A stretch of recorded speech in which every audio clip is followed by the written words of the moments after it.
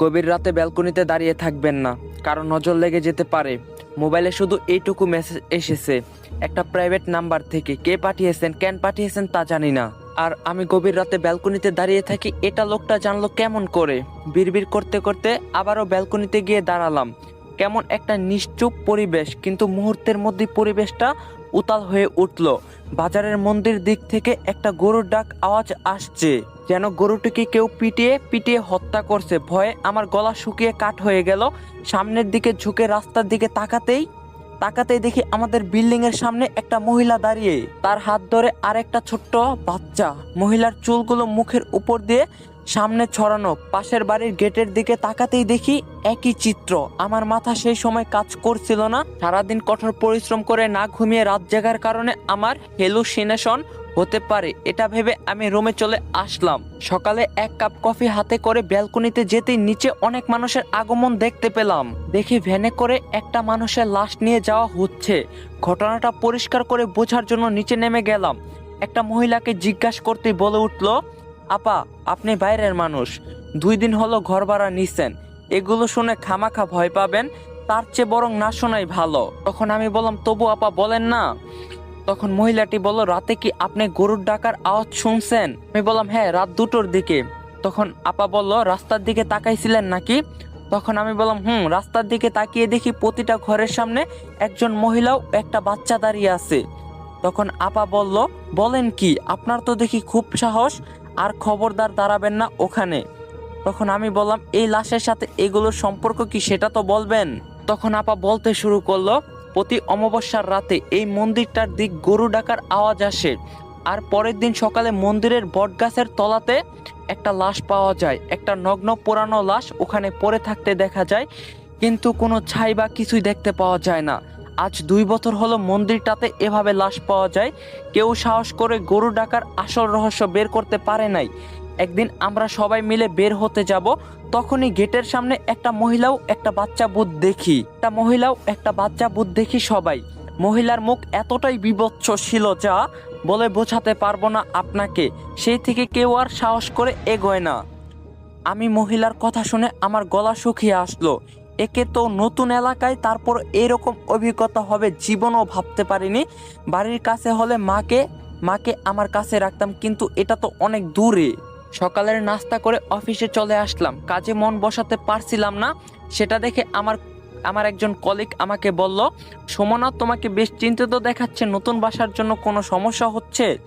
তখন আমি বললাম, না মাহিম, আমি অন্য একটা বিষয় নিয়ে চিন্তিত। আচ্ছা, আপনার বাসা কোথায়?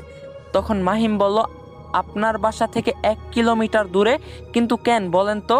তখন আমি বললাম, না মানে আমার বাসার পাশে মন্দিরটাতে গতকাল একটা লাশ পাওয়া গেছে, জানেন আপনি? তখন মাহিম বলল, এটার নতুন কি? আমি এখানে 6 মাস আছি, 6 মাসে 6টা লাশ পাওয়া গেছে শুনেছি। পুলিশ কতবার যে অভিযান করছে, কিছুই পায় না, কোনো প্রমাণ মিলে না হত্যার। সবাই ধারণা করে মন্দিরের যেসব মানুষের লাশ পোড়ানো হয় সেই লাশগুলোর পরই প্রতিশোধ নিচ্ছে। তখন আমি বললাম, আচ্ছা, লাশগুলো তো ছাই হচ্ছে না, শুধু তেলে ভাজা মাংসের মতো করে পুড়িয়ে মারা হয়। আমার কেমন যেন লাগছে বিষয়টা। তখন মাহিম বলল, অফিসে মন্দিরের কথা আলোচনা করা নিষেধ। তবু আপনাকে বললাম, বেশি মাথা ঘাটিয়েন না। প্রথমত নতুন জায়গায় এসেছেন, দ্বিতীয় মেয়ে মানুষ হয়ে এসব নাক গলানোর দরকার নেই, ভয় পাবেন খালি খালি। তারপর আমি অফিস থেকে বাড়িতে এসে সেই দিন গুগল ম্যাপে সার্চ দিয়ে এলাকাটা দেখে নিলাম ভালো করে। মন্দিরটা একেবারে এলাকার শেষের দিকে।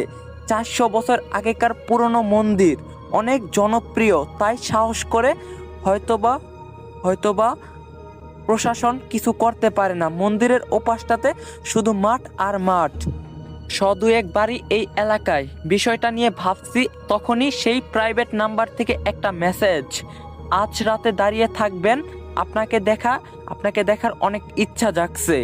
অপরিচিত কোনো জিনিস যদি সারপ্রাইজ হয়ে লাইফে আসে, তাহলে সেটা দেখার প্রবল ইচ্ছা সবার মধ্যেই কাজ করে। আমার মধ্যেও কর্তা ছিল, তাই আমি সেই দিন বারান্দায় গিয়ে দাঁড়ালাম, কিন্তু একটু লুকিয়ে থাকার চেষ্টা করলাম, সেটাতে সাকসেসফুল হলাম আমি। একটু পরেই দেখি মাথায় টুপি পরা একটা 27-28 বছরের যুবক আমার ব্যালকনির দিকে বারবার তাকাচ্ছে। রাস্তার আলোতে যতটুক দেখা গেল তাতে অপরিচিত মনে হলেও এবার আমি সোজা হয়ে দাঁড়ালাম। কিছু দূর গিয়ে লোকটা একটা বাড়িতে ঢুকে গেল। এভাবে প্রায় 20 দিনের মতো আমিও লোকটাকে ফলো করলাম। প্রতিদিন লোকটা ওই বাড়িতে ঢুকে ঠিক রাত 2টাতে। লোকটাকে জানার জন্য আমি একটা শুক্রবারে ওই বাড়িতে চলে গেলাম, যেখানে প্রতিদিন অপরিচিত লোকটা ঢোকে। বাসার কলিং বেল চাপতেই একটা বয়স্ক মহিলা বের হয়ে আসলো। তখন আমি বললাম, আসসালামু আলাইকুম আন্টি। তখন আন্টি সালামের উত্তর দিল, ওয়ালাইকুম আসসালাম, মা তুমি কে? তখন আমি বললাম, আন্টি আমি ওই পাশের বিল্ডিংয়েই ভাড়াটিয়া, আজ 25 দিন যাবত এসেছি। তখন আন্টি বলল, আমার কাছে কিছু দরকার। তখন আমি বললাম, আন্টি মানে আপনার কি 27-28 বছর বয়সী কোনো ছেলে আছে? তখন আন্টি বলল, কেন মা? তখন আমি বললাম, না মানে একটু জানতে চাচ্ছিলাম, প্রতিদিন আমি ব্যালকনিতে দাঁড়িয়ে থাকি, তাকে এই বাড়িতেই ঢুকতে দেখি, তাই জানতে চাচ্ছিলাম। তখন আন্টি বলল, তুমি নিশ্চিত যে সে এই বাড়িতেই ঢোকে? তখন আমি বললাম, হ্যাঁ আন্টি আমি নিজের চোখে দেখছি। তখন আন্টি বলল, কিন্তু মা আমার ছেলে তো আরো 7 মাস আগেই মারা গিয়েছে, আমি এই বাড়িতে একা থাকি।